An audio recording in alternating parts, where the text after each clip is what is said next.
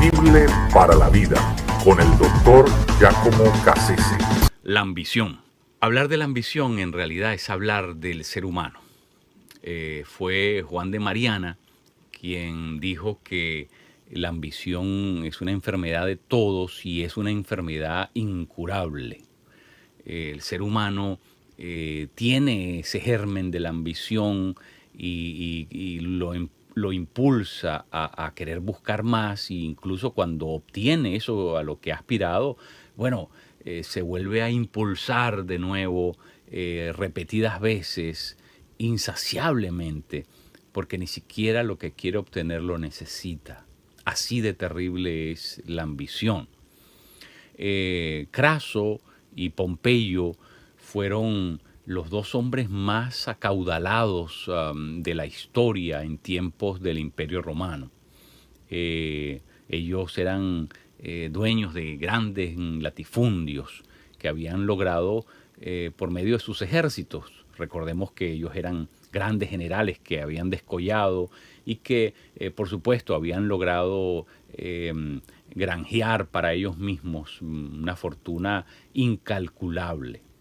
De hecho, Julio César llegó a ser cónsul de Roma precisamente porque estos dos personajes lo apoyaron y lo pusieron en ese lugar de alguna manera, para lo cual Julio César tuvo que ceder su hija mayor para que fuera la esposa de Pompeyo. El caso es que estaba allí básicamente para servir convenientemente a los intereses de estos dos hombres. Pero cuando se cansaron de él, le quitaron la posición y no solamente eso, sino que lo enviaron a una tarea imposible, se puede decir, porque lo armaron, le dieron un ejército, pero le pidieron conquistar la Galia, lo cual era prácticamente impenetrable. Era una sentencia de muerte tratar de conquistar ese terreno que muchos ya habían probado hacer y que no lo habían logrado. Por lo tanto, era poco menos que imposible que Julio César lograra hacer eso. Sin embargo, Julio César, con la ayuda de Marco Antonio, logró conquistar la Galia, lo cual lo catapultó inmediatamente como un hombre, el hombre más poderoso sobre la faz de la tierra y al mismo tiempo el más acaudalado, porque obviamente el botín de guerra de aquella conquista era demasiado caudaloso. Craso, su ambición no le permitió soportar eso y se lanzó, puso en marcha un plan, ¿verdad?, para conquistar el Medio Oriente y armó un ejército y se fue a la guerra para también, ¿verdad?, compensar de alguna manera lo que había logrado Julio César. Pero no lo logró, no fue muy lejos. En Turquía comenzó a perder unas batallas importantes y finalmente fue capturado. Y le dieron muerte de una forma ejemplar, una lección para todos los ambiciosos. Porque la manera tan curiosa como le dieron muerte a Craso fue haciéndole tragar oro líquido. Todo el mundo conocía su ambición, todo el mundo conocía que nunca se movía si no era para amasar algo, para obtener algo para su propio provecho y para sus propios intereses, expander sus erarios, expander sus cofres, y por lo tanto le dieron a beber oro líquido y fue así como este hombre muere en el 53 a.C.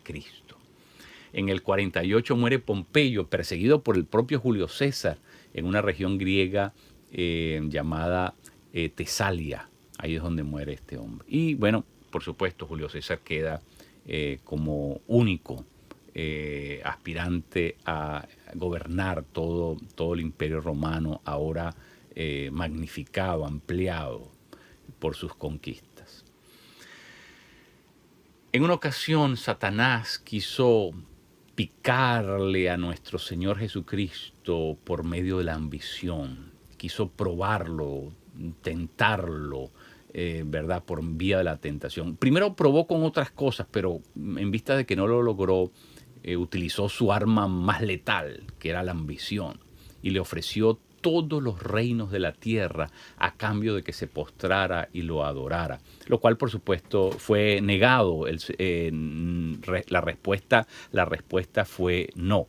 El Señor Jesucristo respondió no accedió a adorar a Satanás y por lo tanto no se permitió, ¿verdad?, semejante acto de ambición. Pero esto nos habla de algo que tenemos que tener en mente y que es muy importante, y es que Satanás va a utilizar esa arma todas las veces que le sea posible.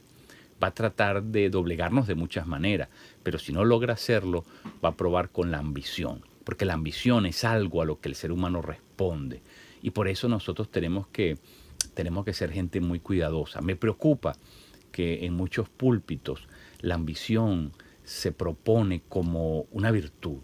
Es decir, prácticamente que se enseña a los hermanos de la iglesia a ser ambiciosos, es decir, a aspirar más, a querer obtener más cosas.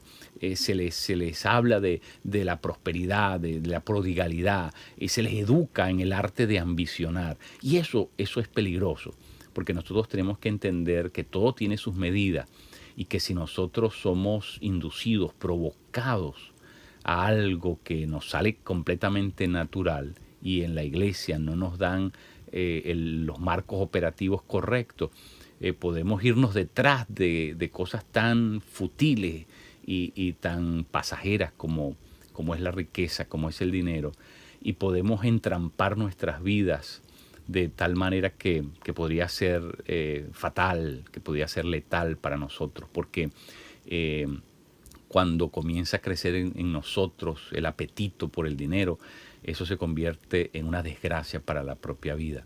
Por lo tanto, tenemos que ser gente muy seria.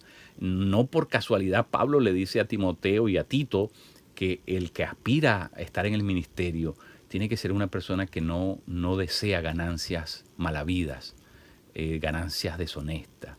Es decir, nosotros tenemos que aprender a estar contentos con lo que tenemos. Eso es parte del dominio propio, no ceder a la ambición.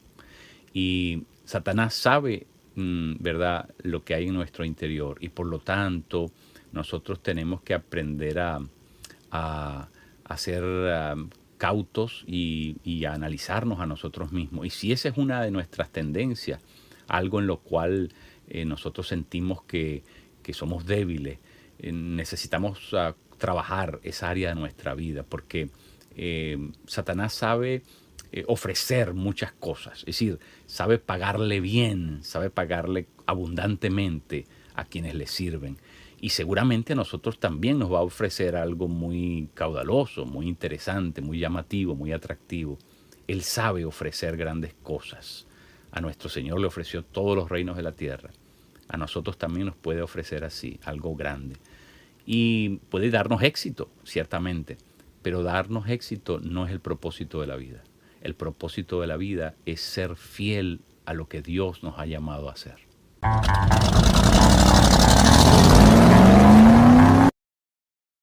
Únete a nuestra comunidad.